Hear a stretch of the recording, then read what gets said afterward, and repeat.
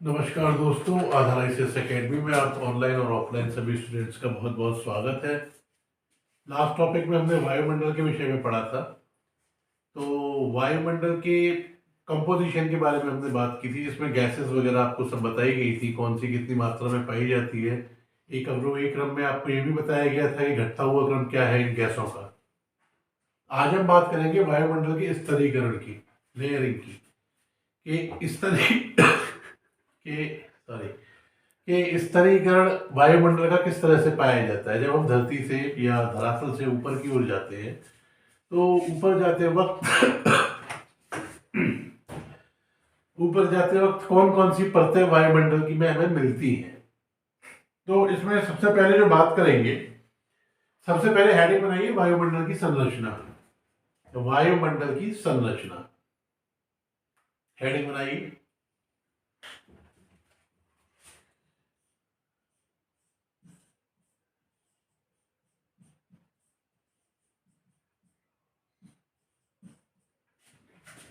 ये नाम आपको याद रखना है, ये नाम आपको याद रखना है, तिज्रांस डी बोर।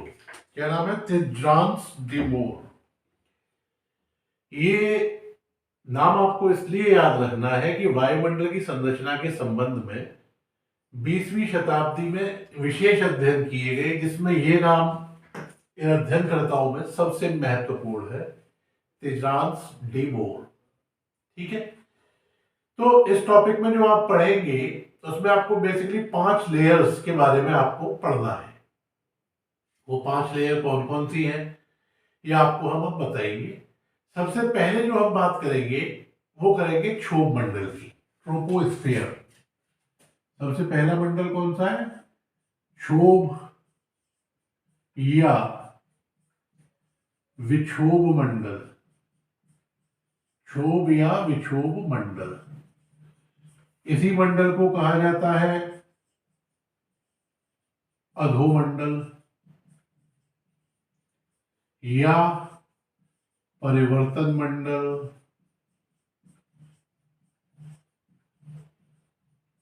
या संवहन मंडल।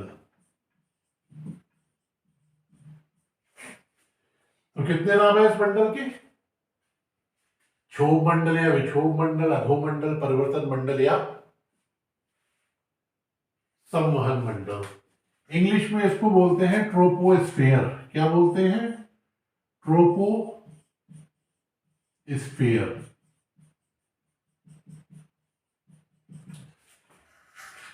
ये नोट कर लीजिए, क्योंकि हो सकता है कि कभी आपको ऑप्शंस में ट्रोपोस्फेयर ना देके इसमें से कोई नाम मिले और आप वहां कंफ्यूज कर जाए इसके आंसर को लगाने में, जानने के बावजूद। ठीक है।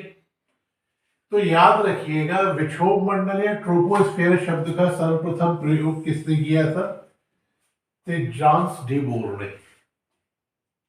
किसने किया था? तो मिस्टर डिवोर के बारे में आपको ये फैक्ट स्पेशल ध्यान रखना है। इसके बाद आगे ये क्या है? वायुमंडल की सबसे निचली परत है, मतलब ये अर्थ, और जो सबसे निचली परत है वायुमंडल की, वो कौन सी है? ट्रोपोस्फियर। एक महत्वपूर्ण बात जो याद रखनी है कि संपूर्ण वायुमंडल का ये ट्रोपोस्फियर कितने परसेंट भाग है? संपूर्ण वायुमंडल का ये है 15%। कितना? 15%। एक चीज आपको और क्लियर कर देते हैं कि क्षोभ मंडल की जो ऊपरी सीमा है ये बदलती रहती है। सर्दियों में नीचे आ जाती है, गर्मियों में ऊपर चली जाती है। तो इनकी जो सीमाएं हैं, जो ऊंचाई है, उनके बारे में कंफ्यूजन वाली स्थिति रहती है। तो इस चीज का थोड़ा ध्यान रखिएगा। विषुवत रेखा पर इनकी ऊंचाई कुछ है, ध्रुवों पर कुछ है, बताएंगे आपको अभी, धरातल पर कुछ है। तो इनकी जो सीमाएं हैं, जो ऊंचाई है, वो घटती बढ़ती हो सकती है। अलग अलग बुक्स में अलग अलग रेफरेंसेस इनके मिल सकते हैं। ठीक है। तो आगे चलते हैं। इसमें धरातल पर इसकी औसत ऊंचाई होती है 10 किलोमीटर। कितनी? पृथ्वी से इसकी औसत ऊंचाई जो मान के चलते हैं वो होती है 10 किलोमीटर। ध्रुवों पर होती है, लिख लीजिए, भूमध्य रेखा पर इसकी ऊंचाई होती है लगभग 18 किलोमीटर।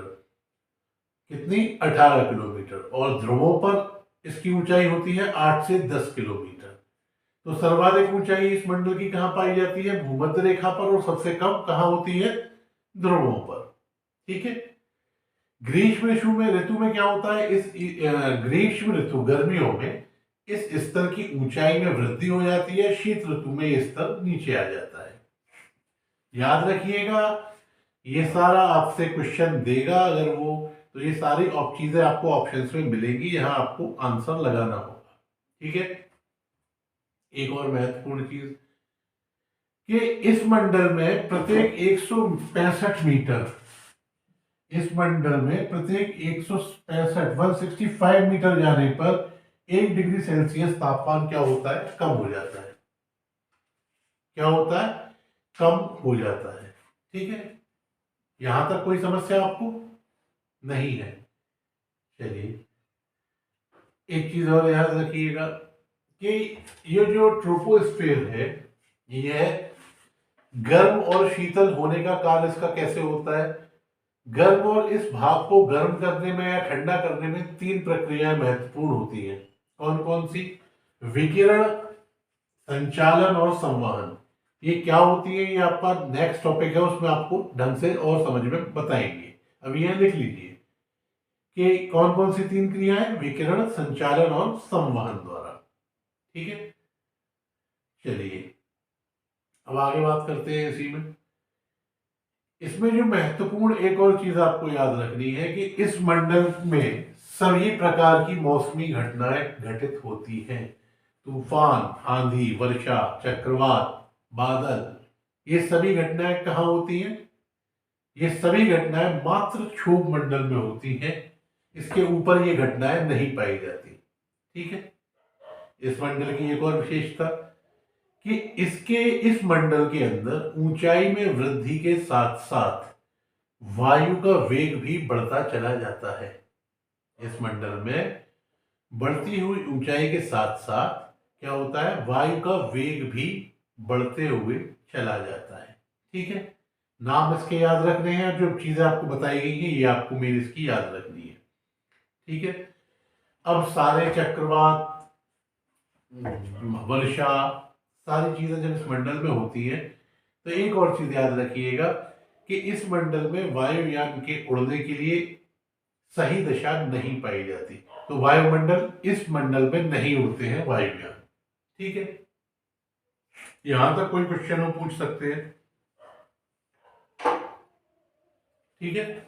चलिए, ये से हटा दें, इन्हें लिखा रहने दीजिए। अभी त्रिंजास रिवोर को लिखा रहने दीजिए। अब एक और चीज इंटरेस्टिंग, ट्रोपोपॉज। ट्रोपोपॉज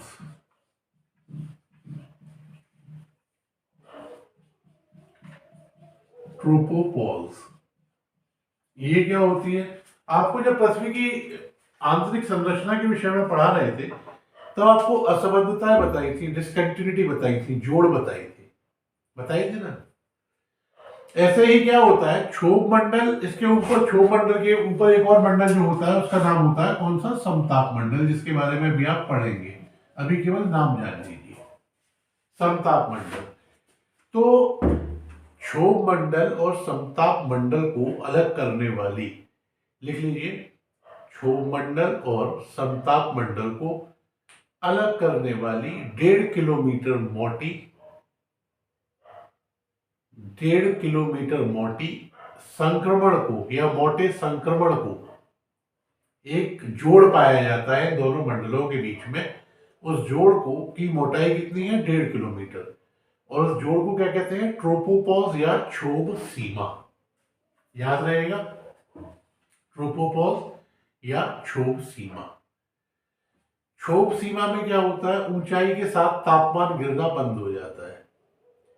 इस स्थान पर पहुंचकर सभी मौसमी घटनाएं रुक जाती हैं। ठीक है। इसमें महत्वपूर्ण क्या है? तापमान गिरना बंद हो जाएगा क्षोभ सीमा पर। ये रिटर्न में भी आपको मिलेंगी सारी चीजें। तापमान गिरना बंद हो जाएगा और जितनी भी मौसमी घटनाएं हैं वो सब रुक जाएंगी। ठीक है। भूमध्य रेखा पर इसकी जो ऊंचाई होती है वो होती है 17 से 18 किलोमीटर। कितनी? 17 से 18 किलोमीटर के बीच में। और ध्रुवों पर कितनी होती है? ध्रुवों पर होती है 8 से 10 किलोमीटर के बीच में। क्लियर? इसका जो तापमान होता है वो भूमध्य रेखा पर -80 डिग्री और ध्रुवों पर -45 डिग्री सेल्सियस के लगभग होता है। क्लियर? अब बात करते हैं अगली कहानी की, यानी कि समताप मंडल की। टॉपिक महत्वपूर्ण है, रिवाइज करते रहेंगे, क्वेश्चंस आपको मिलेंगे और विश्वास मानिएगा कि ये क्वेश्चन सॉल्व करने वाले लोग बहुत रेयर होते हैं, कम होते हैं, क्योंकि कंफ्यूजन काफी रहते हैं इन क्वेश्चंस में। दूसरा है समताप मंडल। क्या है? समताप मंडल। क्षोभ सीमा से, ट्रोपोपॉज से 50 किलोमीटर की ऊंचाई तक इसका विस्तार माना जाता है। कुछ विद्वान इसमें ओजोन मंडल को भी इसी में शामिल मानते हैं। कल ओजोन मंडल के बारे में लिखाया भी था, लास्ट जब पढ़ाया था हमने तो लिखाया था ना। तो 50 किलोमीटर की ऊंचाई। सबसे बड़ी इसमें जो स्पेशलिटी है, इसे समताप मंडल क्यों कहा जाता है, कि इस मंडल में तापमान में कोई परिवर्तन नहीं होता। इसमें क्या होता है? तापमान में कोई परिवर्तन नहीं होता। यहां पर संघनन नहीं मिलते, अर्थात चक्रवात, वर्षा, बर्फबारी, ये सब इस मंडल में नहीं होते, वो क्षोभ सीमा के साथ समाप्त हो गए। ठीक है। हाँ, लेकिन यहां पर एक विशेष प्रकार के बादल मिलते हैं समताप मंडल में। एक विशेष प्रकार के बादल मिलते हैं जिन्हें मुक्ताब मेघ कहा जाता है, नेक्रेस क्लाउड। क्या कहा जाता है? मुक्ताब, मुक्ताब मेघ कहा जाता है। क्लियर? इस मंडल की मोटाई ध्रुवों पर सर्वाधिक और विषुवत रेखा पर सबसे कम होती है। ये जस्ट अपोजिट हो गया क्षोभ मंडल का। क्या होता है? मोटाई ध्रुवों पर सर्वाधिक लेकिन विषुवत रेखा पर सबसे कम होती है। क्लियर है यहां तक? एक और चीज महत्वपूर्ण, कि शीत ऋतु में 50 to 60 डिग्री जो अक्षांश हैं, जो लैटिट्यूड्स हैं, यहां पर समताप मंडल सर्वाधिक गर्म होता है। कौन से? 50 से 60 डिग्री अक्षांशों के बीच शीत ऋतु में समताप मंडल सर्वाधिक गर्म होता है। यहां पर मौसमी घटनाएं नहीं होती, जो अभी आपको बताया, ट्रोपोपॉज में आकर रुक जाते हैं। तो इसलिए वायुयान चलाने के लिए उत्तम दिशा का निर्माण कहां होता है? समताप मंडल में।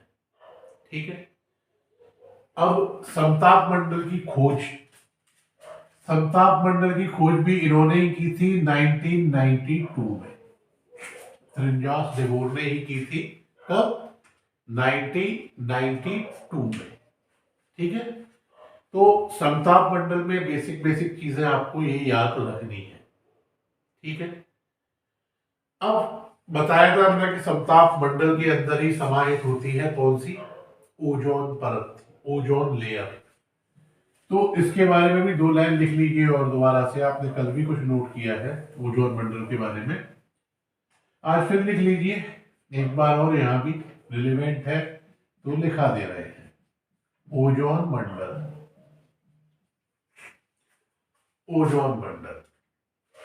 तो जो समताप मंडल आपने पढ़ा है, स्ट्रेटोस्फेयर से इंग्लिश में बोलते हैं, स्ट्रेटोस्फेयर के निचले भाग में 15 से 35 किलोमीटर के बीच ओजोन गैस का मंडल पाया जाता है। ओजोन मंडल कितनी ऊंचाई पर? 15 से 35। अब ओजोन गैस कल बताया था हमने क्या करती है। ओजोन गैस सूर्य से आने वाली अल्ट्रावायलेट रेस को या पराबैंगनी किरणों को पृथ्वी तक नहीं आने देती, लेकिन इसमें क्षरण हो रहा है, ये भी आपको बताया था। तो इसमें क्या होता है? ओजोन लेयर में 5 डिग्री सेल्सियस की दर से तापमान बढ़ता है। क्या होता है? 5 डिग्री सेल्सियस की दर से तापमान बढ़ता है। ठीक है, तो ये जो इसमें है, इस स्तर में प्रति 5 किलोमीटर सेल्सियस की दर से तापमान 15 से 35 के बीच में। याद रखिएगा, महत्वपूर्ण क्वेश्चन है। क्लियर। अब वर्तमान में ये भी बताया था कि मॉन्ट्रियल प्रोटोकॉल के जरिए ओजोन क्षरक पदार्थों पर रोक लगाई जाने के लिए प्रयास किए जा रहे हैं। ठीक है, ये आपको लिखा चुके हैं ये भी। चलिए, अब बात करते हैं मेसोस्फेयर या मध्यमंडल के विषय में। 50 किलोमीटर तक आप आए समताप मंडल में। मध्य मंडल, इसे इंग्लिश में बोलते हैं मेसोस्फेयर।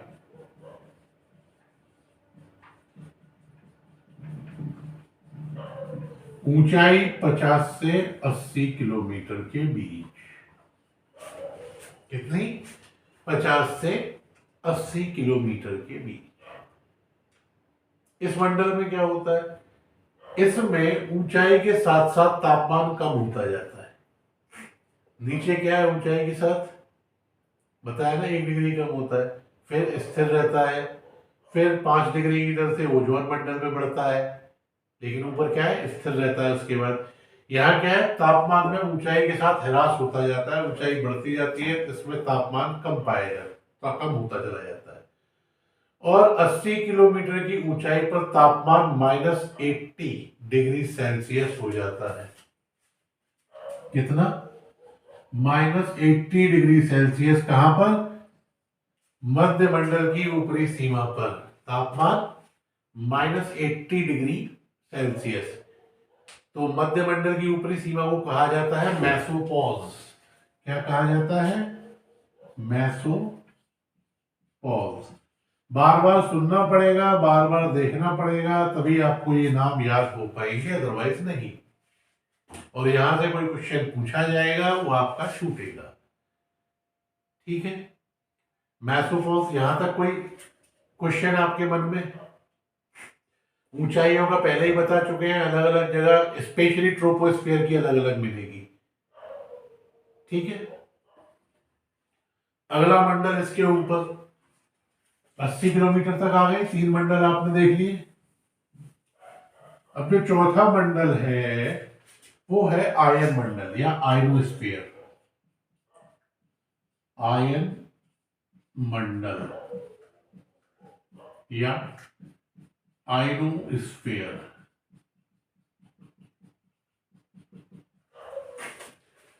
आयनोस्फीयर, इसकी ऊंचाई की बात करें सबसे पहले, तो इसकी हाइट है 80 से 640 किलोमीटर के बीच। 80 to 640 किलोमीटर। यहां पर क्या इंपॉर्टेंट है इस मंडल में, कि यहां पर अत्यधिक तापमान के कारण न्यून दबाव होता है। तापमान अत्यधिक होता है, इसलिए यहां क्या होता है, दबाव बहुत कम होता है। ठीक है, यहां लिख लीजिए, यहां अत्यधिक तापमान के कारण अति न्यून दबाव होता है। फलतः लिख लीजिए, फलतः पराबैंगनी फोटॉन्स, अल्ट्रावायलेट फोटॉन्स, पराबैंगनी फोटॉन्स या अल्ट्रावायलेट फोटॉन्स एवं उच्च वेगीय कणों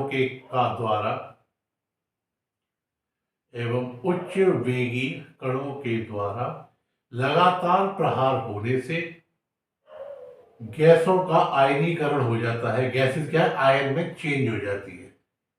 ठीक है, चार्ज पार्टिकल्स एक तरह से निकलते रहते हैं। ठीक है, ठीक है। इस भाग में आकाश का नीलवर्ण, सुमेरु ज्योति, कुमेरु ज्योति, इन सबको छोड़िए, आप एक लाइन में याद रखिएगा। उल्काओं की चमक एवं ब्रह्मांड किरणों की उपस्थिति। उल्काएं पढ़ाई थी आपको, मेटोर्स। तो उल्काओं की चमक एवं ब्रह्मांड किरणों की उपस्थिति, जो ब्रह्मांडीय किरणें हैं वो इस भाग में दिखाई देती हैं। उल्काएं जो जलती हुई आती है, उनकी चमक स्पष्ट रूप से मिलती है। तो उल्काओं की चमक और ब्रह्मांड किरणों की उपस्थिति इस भाग की विशेषता है। ठीक है, अब इसमें एक चीज और महत्वपूर्ण है कि यह जो मंडल है इसमें आयनों की कई परतें पाई जाती हैं, आयनीकृत कई परतें पाई जाती हैं। ये परतें महत्वपूर्ण है हमारे पृथ्वी पर रेडियो संचार वगैरह के लिए। तो लिख लीजिए, यह मंडल कई आयनीकृत परतों में विभाजित है जो निम्नलिखित है। तो आयनीकृत परतें कौन कौन सी हैं? इनकी हाइट नहीं लिखाएंगे, केवल नाम और इनके यूज बताएंगे। हाइट आपको याद भी नहीं रहेगी, बताने को बता देंगे कि इसकी 80 टू 96 किलोमीटर तक है।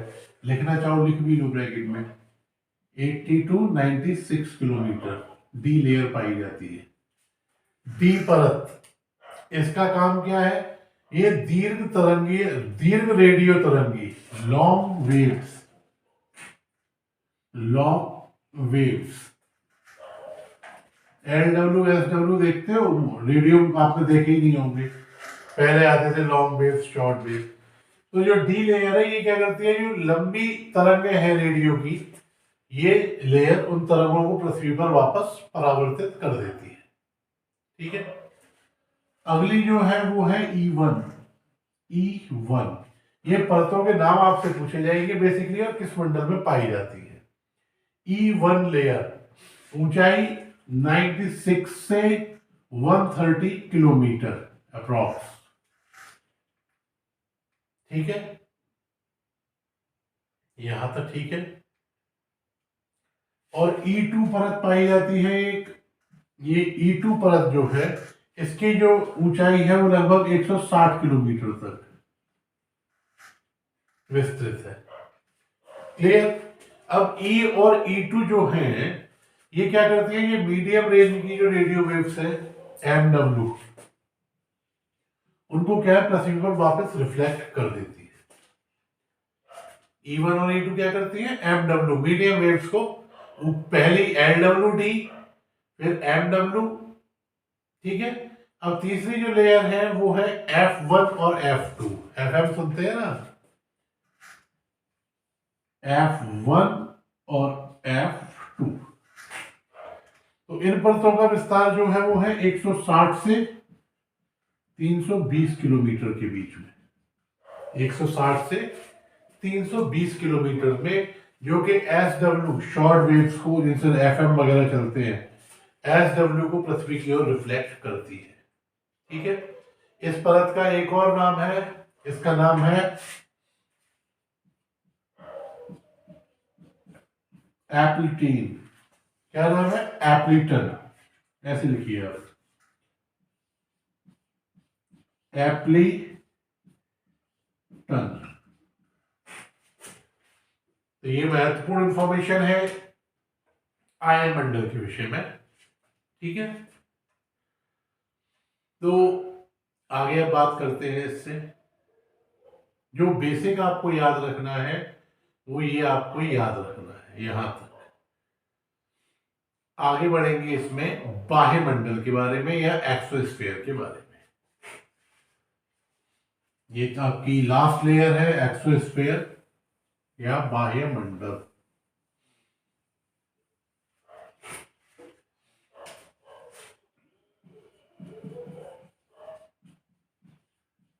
बाह्य मंडल, एक्सोस्फीयर।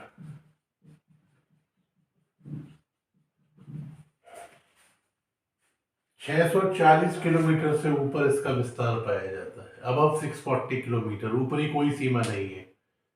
यहाँ क्या है? यहाँ हाइड्रोजन और हीलियम गैसों की प्रधानता है। क्या है? हाइड्रोजन और हीलियम गैसों की प्रधानता है। इसके विषय में और ज्यादा जानकारियां उपलब्ध है नहीं, तो इतना ही इसमें आपको याद रखना है बेसिक। ठीक है, इस मंडल पर शोध करने के लिए दो एक चीजें और याद रख लीजिए कि जो शोध आ रहे हैं, अभी कंफर्म कुछ नहीं कह सकते, लेकिन जो शोध आ रहे हैं, अद्यतन शोध हैं, इन शोधों के अनुसार यहाँ नाइट्रोजन, ऑक्सीजन, हीलियम तथा हाइड्रोजन की अलग अलग परतें भी होती हैं। कौन कौन सी? नाइट्रोजन, ऑक्सीजन, हीलियम तथा हाइड्रोजन की अलग अलग लेयर्स भी पाई जाती है। एक व्यक्ति है लेमन स्पिट्जर, लेमन स्पिट्जर, इन्होंने इस बहिर्मंडल पर विशेष शोध किए हैं। क्या किए हैं इन्होंने? बहिर्मंडल या एक्सोस्फीयर पर इन्होंने विशेष शोध किए हैं। तो ये जो लेयर वाला टॉपिक है, लेयरिंग वाला, वो आपका इसी के साथ आज कंक्लूड करते हैं हम वायुमंडल का। नेक्स्ट टॉपिक में आगे बात आपसे होगी। विनम्र निवेदन है कि कृपया इनके रिवीजन्स आप लोग करते रहिए, नहीं करेंगे तो आपके हाथ में कुछ भी नहीं आएगा। ठीक है? प्रत्येक एग्जाम के लिए महत्वपूर्ण है, यूपीएससी पीएससी के लिए स्पेशली महत्वपूर्ण है, क्योंकि इन एग्जाम में आपको कंफ्यूजन्स के बिना जाना है, उनके साथ नहीं। तो इन्हें बार बार आप सुनिए। चलिए नेक्स्ट वीडियो में अगली बार या नेक्स्ट क्लास में आपसे फिर से मुलाकात होगी। आज के लिए आप सभी का बहुत बहुत धन्यवाद। Thank you.